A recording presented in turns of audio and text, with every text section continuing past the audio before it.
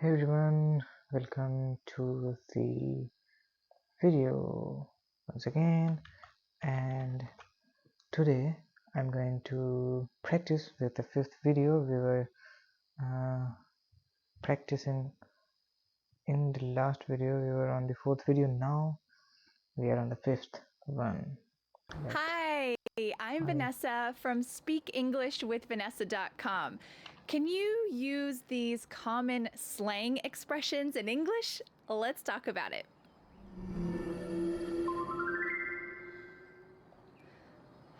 I didn't get a fair shake. Well, I guess that's just how it goes. Can you use these slang expressions, a fair shake, and that's just how it goes? Well, today I have 4 pieces of good news for you.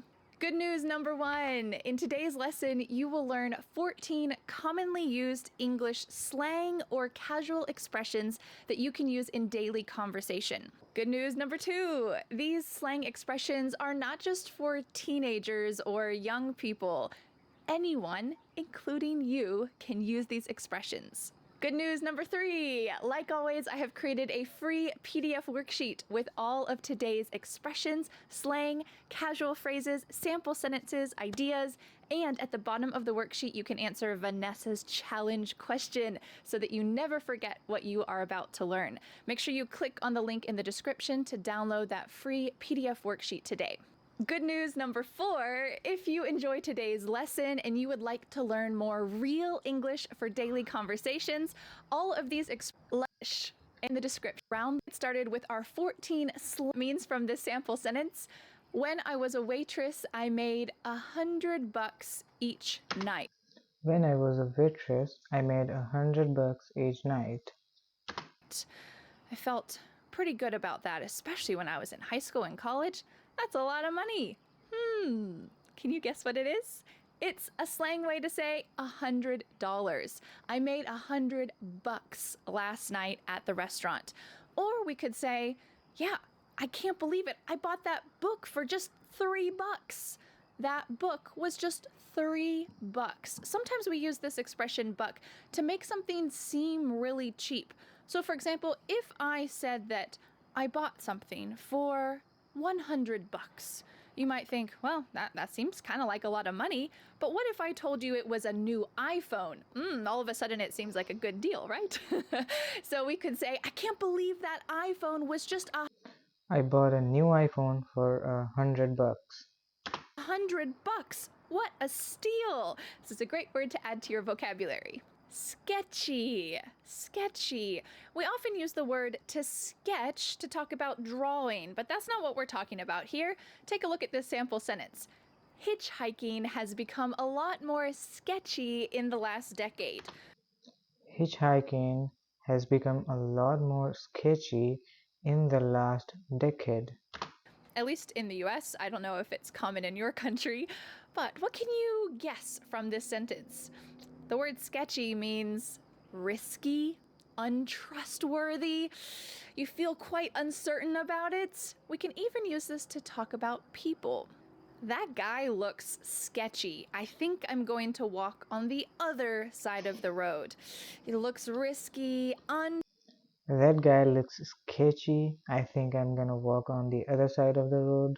untrustworthy. He looks sketchy. Or you could say, we decided not to cross the sketchy looking bridge. You could say, the old bridge, the bridge that looked like it was gonna fall down. You could use other words, or you could use this slang expression and say, that's a sketchy looking bridge. I don't trust it. I don't wanna cross it. Out there. What if I told you, I don't wanna wear that dress. It's too out there. It's not my style. Out there. We can imagine that things that are on I don't want to wear that dress. It's too out there. It's not my style. Earth are lovely and understandable and reasonable, and things that are out there are a little bit weird. So that dress, it's got stripes, it's got polka dots, it's got feathers. It's a little out there. It's not my style. Or we could use this for people. Bob is pretty out there, but he has a kind heart. So you might think that Bob is pretty out there, but he has a kind heart. that Bob has some weird ideas. Maybe he is a little bit awkward or an unusual person, but he has a kind heart. So it's not always a bad thing. I'd be careful maybe who you said it to make sure they could take it in the right way. But you could say, Bob's a little out there, but you know what? He has a kind heart. I love hanging out with him. To be cool with something. Are we talking about cool and warm? Nope, we're talking about cool, man. So you could say, the teacher was cool with me using the classroom for some evening study sessions. Can you guess what this means? The teacher was cool with me using the classroom for evening study sessions. But in my university, this is not like that. The teachers get tired in the evening sessions and they are not cool. Means? It's another way of saying she was okay with it. She approved of it. The teacher was cool with me using the classroom. Or we could cut a word from this and make it even more casual. You can cut the verb are, and you could say, you still cool with me coming over this afternoon? You still cool with me coming over this afternoon? It's okay to say, are you still cool with me coming over this afternoon? I think I said the wrong sentence. But sometimes we cut off that be verb and make it even more casual. You still cool with me coming over this afternoon? You still cool with me coming over this afternoon? Yeah, I'm cool with it. Yeah, I'm cool with it. Beautiful. All I know. Take a look at this sentence. All I knew as a child was my small town. I had never visited a big city. All I knew as a child. We're talking about some limited knowledge here. Usually we use the word all to talk about a lot, but instead here we're talking about something limited. All I knew as a child was my small town. I had never been to a big city, so that was something completely foreign to me. Let's take a look at another sentence for a slightly All I knew as a child was my small town. I had never visited a big city. more nuanced way to use it. Let's imagine that you just meet someone I don't really know Sarah. For all I know, she could be a tennis champion. named Sarah, and she invites you to go play tennis with her. Cool, that's a good first activity to do with someone. You might tell your husband, well, I don't really know Sarah. For all I know, she could be a tennis champion. This is talking about your limited knowledge about her. And it's a little bit of an exaggeration. Probably if she was a tennis champion, she would have told you and not invited you, a normal person, to go play tennis with her. But we can use this expression, for all I know, to talk about an exaggeration. For all I know, maybe she's a tennis champion. For all I know, maybe she's a terrible person. For all I know, and you can use an exaggeration because you're emphasizing I have limited knowledge about her. So maybe this extreme thing could be true. Chit chat. Chit chat, chit chat. It was nice to run into her at the store. We got to chit chat a bit. Do you think we had a deep, meaningful conversation? No. The word chit chat just means simple, inconsequential, not so important conversation topics, but this is part of talking with someone. You have a little bit of chit chat, and then maybe you talk about deeper things, or if you just see someone in the grocery store, you just have a little chit chat together. A common expression that teachers say in the classroom is this: the teacher told us to cut the chit chat and get back to studying. This expression, to cut the chit chat, you can imagine, cut it out. Stop chit chatting. You're talking with your friends and you're not studying. So the teacher might say, hey guys, cut the chit chat. Let's get back to studying. Very common in the classroom. All sorts of. Often this is said, all sorts of. We do all sorts of stuff when we go to the beach. All sorts of. Can you get a We do all sorts of stuff when we go to the beach. We do all sorts of we do all sorts of stuff when we go to the beach. feeling for this? Do we just do one thing?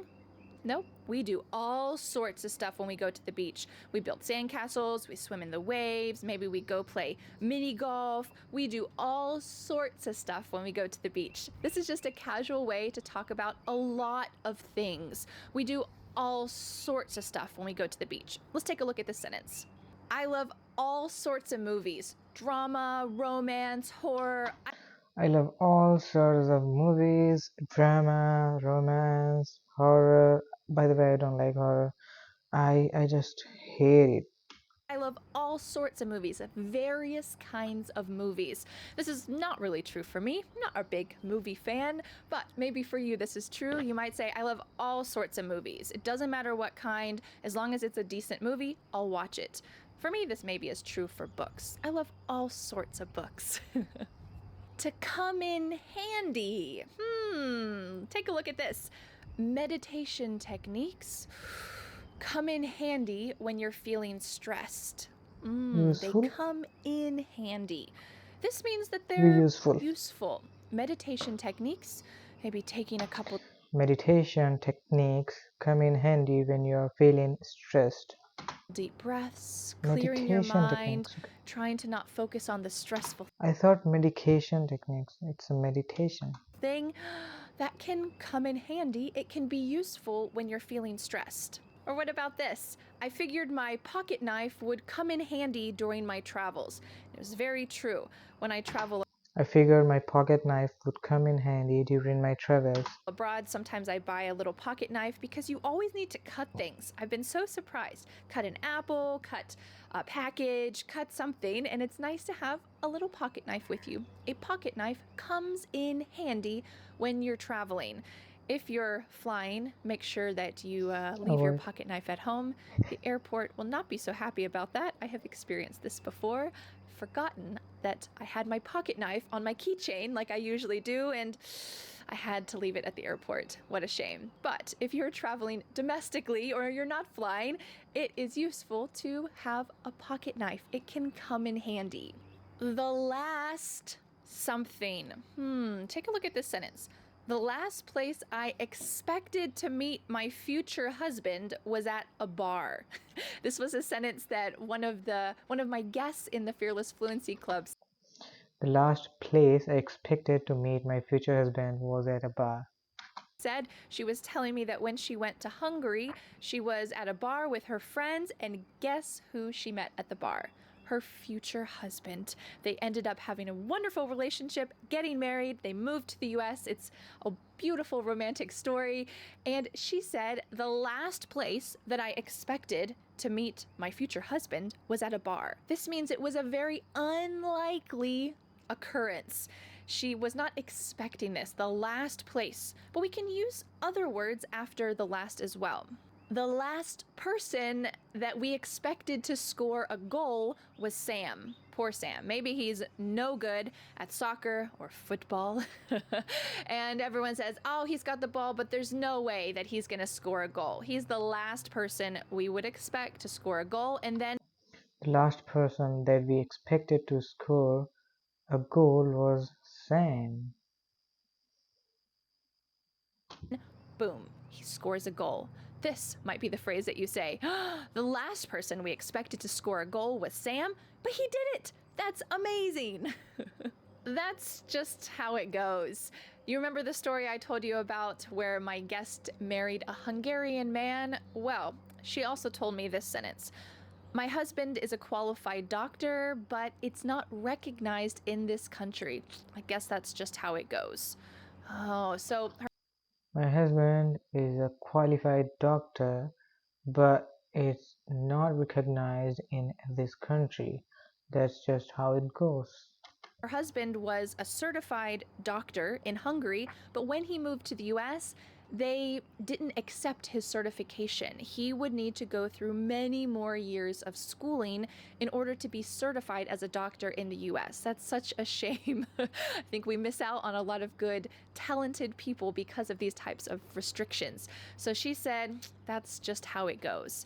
Here we can imagine her acceptance of something that's probably not very fair. That's just how it goes. Or maybe this has happened to you. My coworker called in sick, so I had to do all of her extra work. I guess that's just how it goes. Well, it's not fair. Your coworker is sick. It's not her fault. My coworker called in sick, so I had to do all of her extra work. I guess that's just how it goes. but you have to do the extra work. That's not very fair, but I guess that's just how it goes. You're accepting an unfair situation. Talking about being fair, a fair shake. If you are the oldest sibling, maybe you have experienced this. My mom never gave me a fair shake. She always blamed me instead of my little sister. This wasn't My mom never gave me a fair shake. She always blamed me instead of my little sister. exactly true, but I think as an older sibling, we often feel that, right? It's not fair. You should blame her, not me. Can you imagine what this means? This is talking about fair treatment. I never got a fair shake, so I'm receiving that fair treatment. I never got a fair shake, or if you are the parent or the authority, she never gave me a fair shake. Let's take a look at another sentence. I feel like I didn't get a fair shake with my volleyball team. They didn't let me play as much as I thought I should be allowed to play. It wasn't fair treatment. I didn't get a fair shake from the volleyball team. Our next expression is a very fun one, fighting the man, or just the man. So in the Fearless Fluency Club, one of my guests was a lawyer named David. And he said that all of his coworkers wore suits and ties, but he wore a t-shirt and jeans. It was allowed, and this was his way of fighting the man. All of my coworkers wear suits, but I wear a t-shirt and jeans. It's my way of fighting the man. What could this possibly mean, to fight the man? We can imagine the man is authority. So it's your way of rebelling against authority, doing something that's against what the authority wants. I'm fighting the man. So for teenagers, they might say, when we sprayed graffiti on that wall, my friends and I thought that we were fighting the man, but really we were just being dumb. So the teenagers thought that they were doing something to tell the authorities, you don't have control over us, we're fighting the man, but in reality they were just doing something dumb. So they thought they were fighting the man, when in reality they weren't. Our last slang casual expression today is solid. Solid. We could use this in a very literal way. That piece of wood is solid. It's not hollow. That piece of wood is solid, it's not hollow. But I want to show you this in a more figurative way. What if I said to you, a Honda Civic is a good, solid car? We also use this. We also use this. It's not hollow? No, in this case, we're talking about reliable. It's not fancy, it's not shiny, it doesn't have lots of cool stuff. It's just a reliable car. It is a solid car. You could use this for your place of work. Let's imagine that you're a barista at Starbucks. You might say, Starbucks is a solid company to work for. They Starbucks is a solid company to work for. treat you well. You get a free bag of coffee every week. Not too bad. Starbucks is a solid, reliable company to work for. Well, I hope that this was a solid lesson and you learned all sorts of useful stuff. Don't forget to click on the link in the description to download the free PDF worksheet with all of these slang expressions, sample sentences, and ideas. And you can answer Vanessa's challenge question at the bottom of the worksheet so that you never forget what you've learned. And Thank you for watching, and thank you for showing the video, and thanks for the practicing. That's it for today's video. This is the time. Let me show you the time. This is 12 a.m. 11:59. Just 1 minute to change the day, and this is the night time, and I'm feeling a bit sleepy. Thank you. See you in the next video.